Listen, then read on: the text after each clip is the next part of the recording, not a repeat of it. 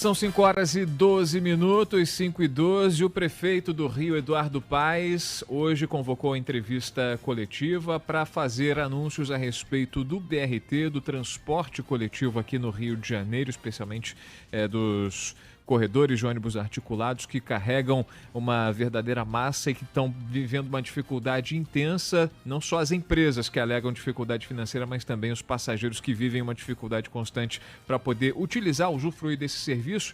E ele também, nessa conversa com jornalistas, falou de restrições na cidade do Rio de Janeiro diante do agravamento da pandemia de Covid-19. O Gustavo Sileman tem todas as informações, o balanço aí dessa coletiva. Boa tarde, Gustavo. Boa tarde, Maurício. Boa tarde, Lacerda também, a Milena, os ouvintes. O prefeito do Rio, Eduardo Paes, acredita em até 4 semanas que o município inicie o processo de transição para assumir a gestão do BRT. Essa medida tem como objetivo tentar solucionar os problemas que afetam o funcionamento do transporte coletivo e que foram agravados por conta da pandemia da Covid-19. Essa ação foi anunciada após reunião com as concessionárias do serviço e, segundo o político, em um primeiro momento o diálogo correu de forma amigável e, por conta disso, o caso não deve passar pela esfera jurídica. A ideia é que a prefeitura administre o serviço enquanto uma licitação para uma nova concessão é preparada. Alvo de constantes reclamações de passageiros, o modal sofre com o vandalismo e o abandono, além dos inúmeros registros de paralisações e lotação. Durante a agenda hoje, Eduardo Paes classificou a recuperação do BRT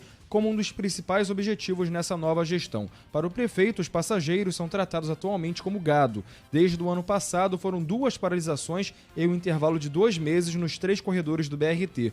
Em fevereiro, a gente lembra que passageiros pegaram carona com o caminhão Cegonha após um articulado apresentar problemas técnicos na zona oeste da capital fluminense. No mesmo mês, Eduardo Paes classificou o serviço como porcaria e nessa agenda ele pediu desculpas aos passageiros por conta dos inúmeros problemas. Outro ponto abordado pelo prefeito durante conversa com jornalistas foi a questão da bilhetagem eletrônica dos ônibus. Segundo o Paes, o serviço não vai ser mais exclusivo das concessionárias. E para que essa medida seja posta em prática, seria necessário mudar a legislação do bilhete único. Essa alteração foi incluída naquele pacote de projetos enviado pelo prefeito à Câmara Municipal do Rio de Janeiro. Procurado, o consórcio BRT ainda não se posicionou sobre o assunto. Em relação às medidas restritivas, o Eduardo Paes falou que não ia comentar nada a respeito disso. No entanto, após ser pressionado ali pelos jornalistas na coletiva, ele acabou adiantando que amanhã vai anunciar novas medidas mais restritivas em relação à pandemia aqui na capital fluminense. Ele não detalhou quais serão essas medidas.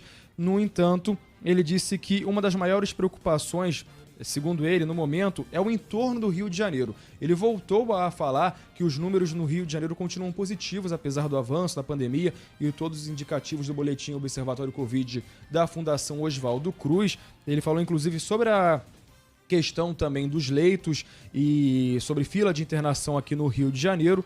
No entanto, disse que essas medidas vão ser postas em prática, inclusive vai adiantar para amanhã também o balanço epidemiológico da cidade do Rio de Janeiro. No entanto, disse que só vai comentar amanhã quais serão essas medidas que vão ser tomadas pela Prefeitura do Rio de Janeiro. Ele, inclusive, brincou quando foi questionado e falou assim: nem por um decreto vou falar para vocês hoje quais serão essas medidas restritivas que eu vou anunciar amanhã.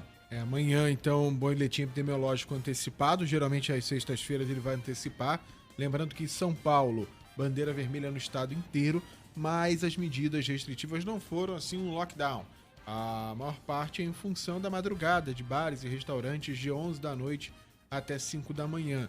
Tem algumas medidas ali que são até questionáveis em termos de rigorosidade, né?